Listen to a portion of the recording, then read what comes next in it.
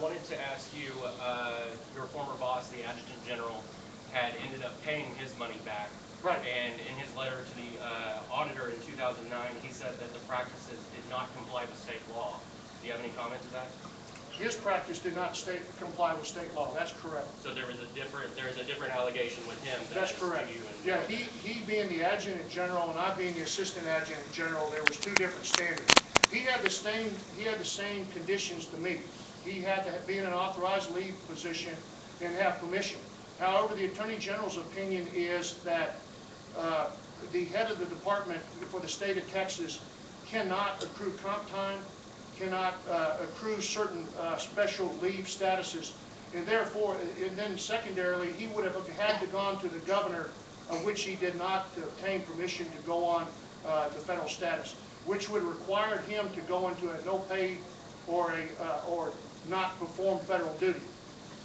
But the statuses are different. He was the #1 guy in the department. I was #2. And John, I've read the document that delineates between those two different statuses. Right. Put out by the Office of the Attorney General, which of course later became a party to this suit, essentially. Right. Why the change? The change on, well, How did they end up going against seemingly what they wrote that year? politics. That's what it boils down to, because I've asked myself that question too, Phil, is that why would the Attorney General issue an opinion saying you can do certain things and then sue the people that were doing those things? Politics. And in the inverse, you mentioned the state auditor, what they said in 2007. There's also a report from 2009 where they are pretty critical of a lot of the practices surrounding emergency leave. Have you seen that one? I have. Matter of fact, being a forensic accountant and practicing auditor, there's material faults with that audit. And there's some questions that we've asked. For example, why should I pay the state for vacation time that I lost? In other words, the way the state employment works is a lot of employment is if you use it or lose it in the vacation time, and when you go from one FY to the next, what ends up happening of it is if you've not used your vacation time, it's involuntarily transferred into sick leave. Every year that I was there, with the exception of my first year, I lost vacation time because of the job that was at hand. The department that we were involved in, we were at war. We were committing people all over the world. Right after 9/11 responded, Texas Guardsmen were put into the airports here in the state of Texas. We went to sensitive chemical sites throughout the United States, and then started deploying in places like Kosovo and Bosnia, in Egypt, and the Horn of Africa, not to mention Iraq and Afghanistan, Colombia. Those are the places that started happening along that lines there. And so you're saying that you never took emergency leave improperly? That's correct. So do you claim that you don't owe any of the $129,000 or a portion of it? None. None of it? Not a dime. Not a dime. I'm curious, when you got into this race, how has this coming out and having to spend time on this, how has that impacted your campaign? Well, I mean, there's no doubt my name's out there now. The issue of the situation of it is that my opponent would like for it to be a distractor to where I spend all my time talking about this issue. Those are the people that are around me, and I want you to visit with some of them. This is something that I disclosed to them openly. This is something when I made my announcement back in September, I disclosed. But this is not something I've walked away from. And what I do working in my campaign, it's about the issues. It's about the issues. It's about the issues of a failed administration that continues to fail and make the wrong decisions for the citizens of Smith County. That's what this campaign's about.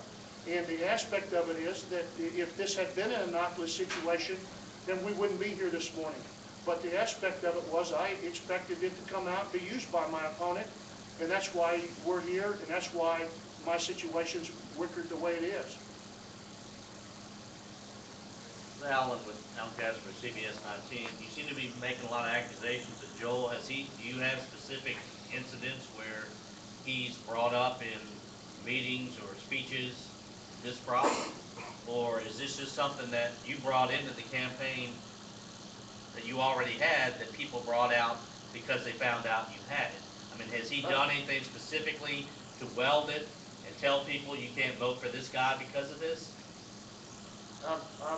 Unfortunately, I'm a little confused about the question. Well, you seem to be saying that your opponent is making this a big part of the campaign. Do you have any specific incidences where he's brought that up while he was campaigning? Absolutely. All you got to do is look at your website and see his comment. Well, the comment I've seen is that he won't talk about it because it's part of a ongoing legal issue. I think you need to reread your statement. And then the issue, the reason why I'm running against Joel Baker is not something, why I call it a failed administration. It's not something that I figured out this week. For example, in the veteran area alone, it was under his leadership that they decertified the Veteran Service Office in this state, in this county.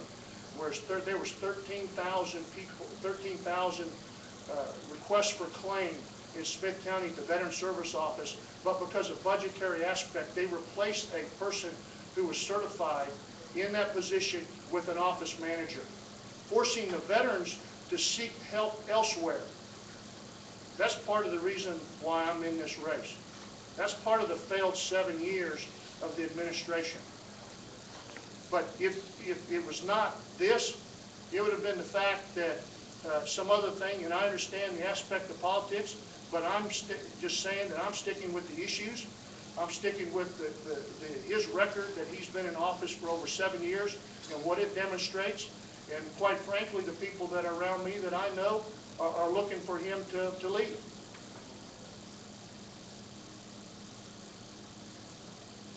Any other questions? One last question, really a clarification. In 2009, it was you said that earlier that you had retired from your post, Texas Army National Guard. Right. In 2009, it was reported that y'all were removed. Were y'all given an option, or were you removed, or did you retire? I retired. My term was up. There was an option for continuation of term, but it was up. Do you think that option was based on the allegations at the time? I think the option was because Governor Perry did not want to stand the heat in questioning in a heated battle with Kay Bailey Hutchinson at the time. And stemming off of that, his comments back then said that the paybacks would be paid in full, and that his administration would be watching everyone involved very closely day by day to make sure that they were paid timely and in full. Any comment to that? It hadn't happened. If he had been fully involved, my question of it is, answer the mail that my attorneys have been sending about questions. Provide the documentation that show that we're guilty. And the question of it is that Governor Perry also said he didn't care whether we were right or wrong, we were going to pay. Another example of a political smear by a politician who claims to be pro-veteran, not giving us our day in court and due process. I know it's right out there, but that's the truth. My aspect of it is, tell them let's go to court. Let's solve this in a court the way it ought to be. Quit hiding behind delays and wasted times. Let's go to court. That's what our court system is that when two differing parties can come together and present their evidence and have it ruled upon. And that's what people in the military stand for, is allow people to be able to do that, to be able to have a fair justice system, to be able to protect their freedoms, that they have a chance regardless of where you are at socioeconomically or who you are by name. And right now I haven't been afforded that. And so my thought of it is, to answer you, Cody, show up to court. Do you know when y'all are expected to show up to court? I mean, it's 4 years out from this lawsuit now. And yeah, in actuality, the incidents, over 5 years? That's a good question. I'm ready to go tomorrow. Maybe you ought to call them down there and ask them, why aren't they showing up? My attitude of it is, let's go to court. Let's get it into court, and we'll take care of it. And we'll present our evidence, and let them present their evidence. And all of our stuff is on the table for review. And along that line, Cody, it's a travesty it's happened. It's a travesty, this situation, that there was not any attention put by Governor Perry and his people to solve this issue, to get involved. It was better to allow veterans and senior leaders who dedicated their lives for the state and country to be tainted, to be exploited, and damaged. So I have a problem with that. Show up to court. Answer the mail. Any other questions? One more thing I need to get you to respond to, I guess, that same 2009 audit that we were discussing a minute ago also makes the claim that this type of use of emergency leave was not common prior to 2003 and rose sharply thereafter. Your thoughts on that? Here's a couple other material faults that were in there. Is the fact that when you take transition leave from one component to the other, is not considered an approved leave status. It's just that. You leave the Army, you go get a job, you get paid by the active component. The 2009 audit, say your question one more time, Bill. It made the case that this type of use of emergency leave was almost yeah. non-existent prior to 2003 and rose sharply each year after. That's correct, because it was called administrative leave, and it only became emergency leave along 2004, 2005 time frame. Prior to that, it was called administrative leave. If you check the other heads of the departments that are in Austin, they use their administrative emergency leave quite a bit. Now, which is quite ironic that that same auditor went and testified under oath to the Senate Finance Committee in 2009 that the head of the department could use emergency leave in an unlimited manner. But yet publicly, for political purposes, he said otherwise. So what's the truth for it? And that's one of the presentations we've made in our court suit.